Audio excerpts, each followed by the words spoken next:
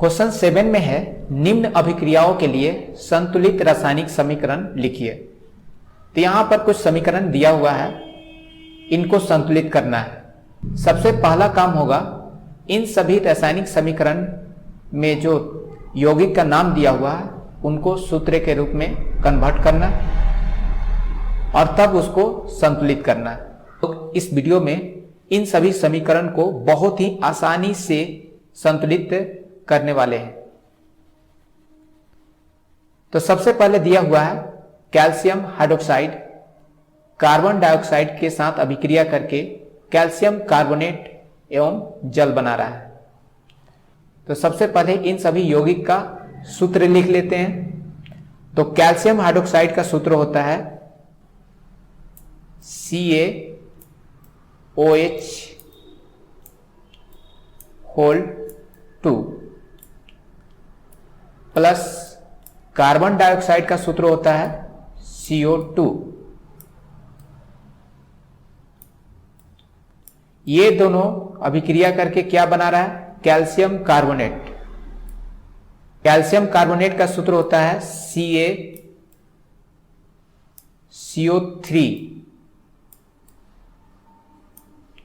अब प्लस जल है तो जल का सूत्र होता है H2O। अब चेक कर लेते हैं कि यह समीकरण संतुलित है या नहीं। तो कैल्शियम की संख्या 1 मिल रहा है अभिकारक की तरफ और उत्पाद की तरफ भी कैल्शियम की संख्या 1 मिल रहा है। ऑक्सीजन की संख्या काउंट कर लेते हैं। तो यहां पर ब्रैकेट के बाहर 2 आप लोग देख रहे हो। 2 का मतलब हुआ कि ऑक्सीजन भी यहां पर 2 की संख्या में है और हाइड्रोजन की भी संख्या 2 है। ठीक है, तो यहां पर ऑक्सीजन 2 और यहां पर भी ऑक्सीजन 2 है। 2 प्लस 2 4 हो गया। तो अभिकारक की तरफ ऑक्सीजन की संख्या 4 मिल रहा है। उत्पाद की तरफ संख्या अब काउंट कर लेते हैं। तो यहां पर ऑक्सीजन की संख्या 3 है और यहां पर ऑक्सीजन की संख्या 1 है। इस तरह से उत्पाद की तरफ भी ऑक्सीजन की संख्या 4 मिल रहा है। बात कर ले हाइड्रोजन का, तो हाइड्रोजन की संख्या 2 मिल रहा है और इधर भी हाइड्रोजन की संख्या 2 ही है। अब कार्बन की संख्या देख लेते हैं। तो कार्बन की संख्या 1 है और कार्बन की संख्या उत्पाद की तरफ भी 1 ही है। ये समीकरण ऑलरेडी बैलेंस है, इसको बैलेंस करने की आवश्यकता भी नहीं है। ठीक है, इसमें और कुछ करने की आवश्यकता नहीं है, ये ऑलरेडी पहले से ही बैलेंस है। ठीक है, अब हम लोग अगले क्वेश्चन की तरफ बढ़ते हैं।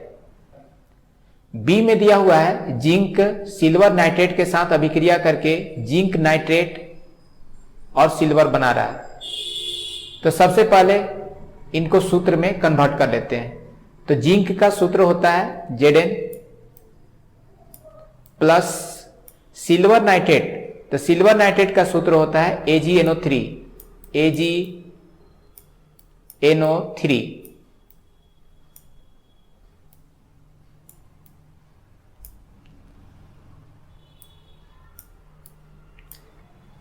तो ये दोनों आपस में मिलकर क्या बना रहे हैं? Zinc nitrate.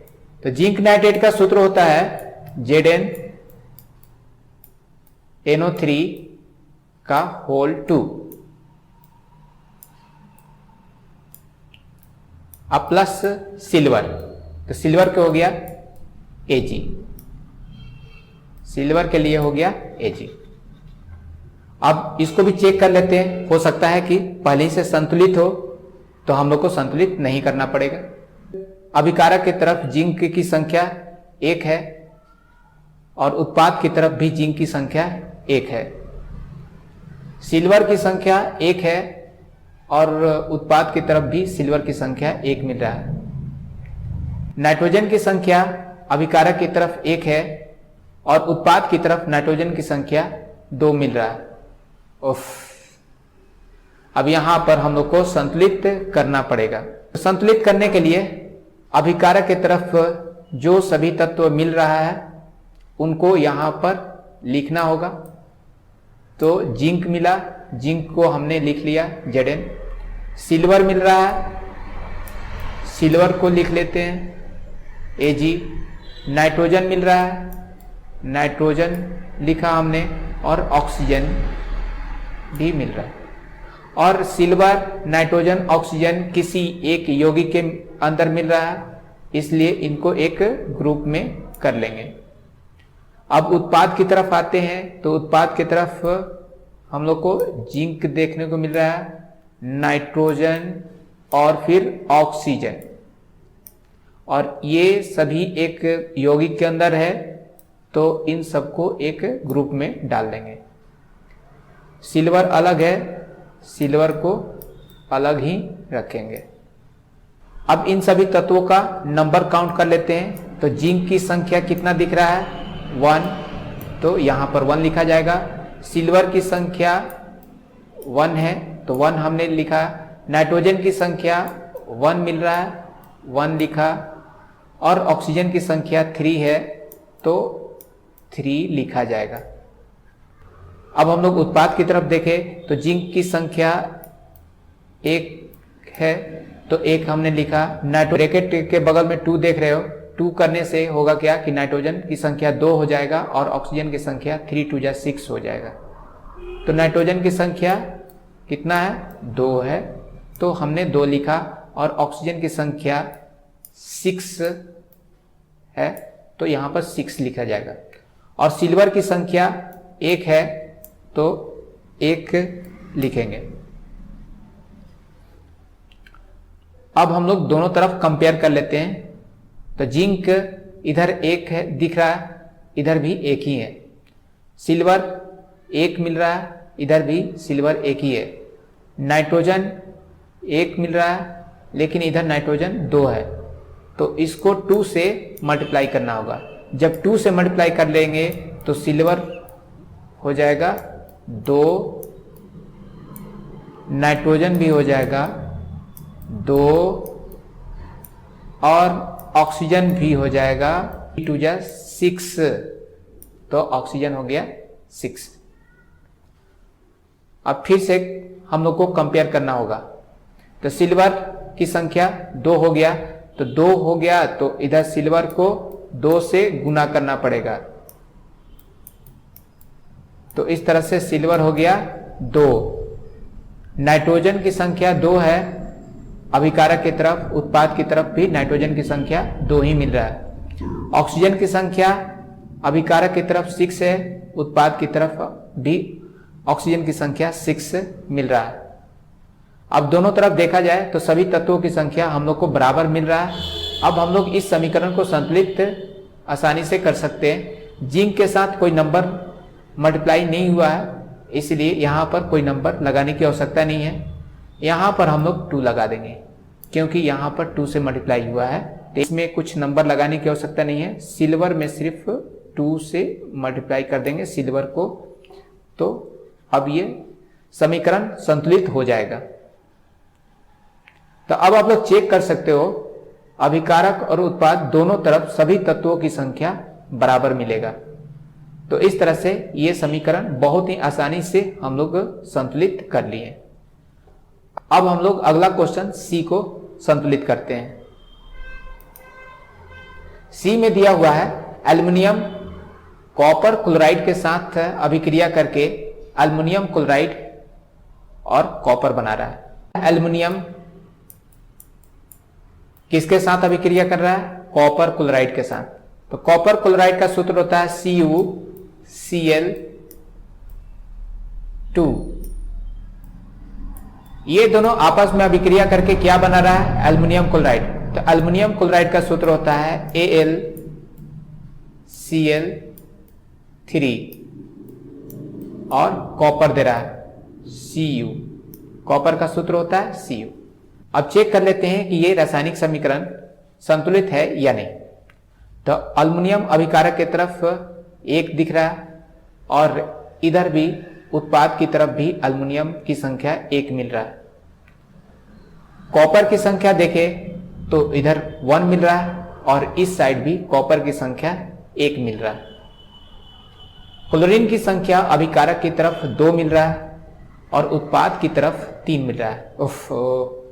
इसके कारण यह समीकरण असंतुलित हो गया। कोई बात नहीं, अब इसको हम लोग संतुलित कर लेते हैं। पहले अभिकारक के तरफ कौन कौन से तत्व हैं उसको हम लोग लिख लेते हैं। तो अल्युमिनियम है, कॉपर है और क्लोरीन है। उत्पाद की तरफ भी यही सभी मिलेगा, अल्युमिनियम, कॉपर क्लोरीन, तो Cl, क्लोरीन का Cl होता है, और कॉपर Cu। अल्युमिनियम सिंगल है तो इसको सिंगल ही छोड़ देते हैं। कॉपर क्लोराइड में CuCl साथ में है तो CuCl को एक ग्रुप में कर लेते हैं। अब इस यौगिक में अल्युमिनियम और क्लोरीन साथ में है तो इसको एक ग्रुप में डाल दिए, साथ कर लिए, और क्लोरीन सिंगल है तो सिंगल ही रहने देते हैं। अल्युमिनियम की संख्या यहां पर 1 मिल रहा है तो यहां पर 1 लिखेंगे, कॉपर की संख्या भी 1 मिल रहा है और क्लोरीन की संख्या 2 मिल रहा है तो यहां पर 2 लिखा जाएगा। उत्पाद की तरफ आते हैं तो अल्युमिनियम की संख्या 1 मिल रहा है, 1 लिखा जाएगा। क्लोरीन की संख्या 3 मिल रहा है तो यहां पर 3 लिखा जाएगा, और कॉपर की संख्या 1 मिल रहा है तो 1 लिखा जाएगा। अल्युमिनियम देखा जाए तो दोनों तरफ बराबर मिल रहा है। कॉपर का बात करें तो कॉपर भी बराबर मिल रहा है, और क्लोरीन की संख्या डिफरेंट मिल रहा है, अलग अलग मिल रहा है। तो हम लोग क्या करेंगे, ये वाला नंबर को यहां पर मल्टीप्लाई करेंगे और ये वाला नंबर को यहां पर मल्टीप्लाई करेंगे। तो 2 से मल्टीप्लाई करने पर अल्युमिनियम की संख्या कितना हो जाएगा उत्पाद की तरफ, तो ये 2 हो जाएगा। क्लोरीन की संख्या कितना हो जाएगा, तो हो गया ये 6। अब इस साइड कॉपर और क्लोरीन की संख्या इक्वल करना है ना, तो हम लोग क्या करेंगे, इधर 3 से मल्टीप्लाई करेंगे। 3 से मल्टीप्लाई करने पर कॉपर की संख्या कितना हो जाएगा, 3, और क्लोरीन की संख्या हो जाएगा 6।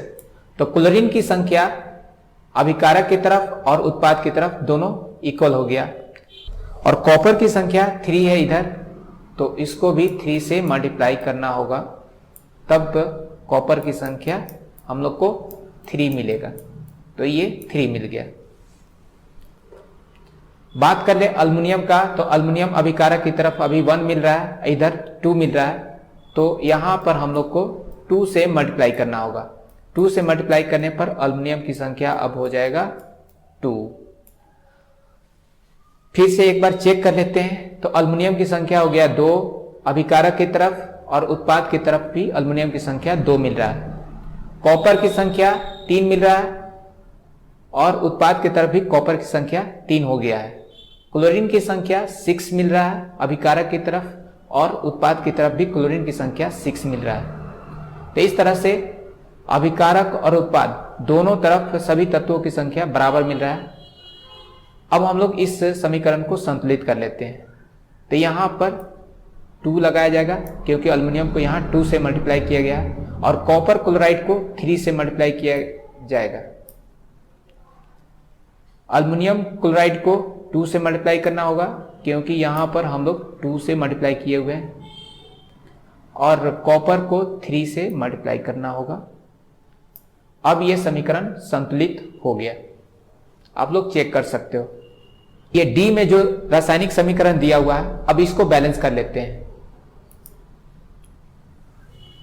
तो बेरियम क्लोराइड के लिए सूत्र क्या होगा, तो बेरियम क्लोराइड का सूत्र होता है BaCl2 प्लस पोटेशियम सल्फेट के लिए सूत्र क्या होगा, K2SO4। अब ये दोनों आपस में अभिक्रिया करके क्या बना रहा है, बेरियम सल्फेट बना रहा है। तो इसका सूत्र हो जाएगा BaSO4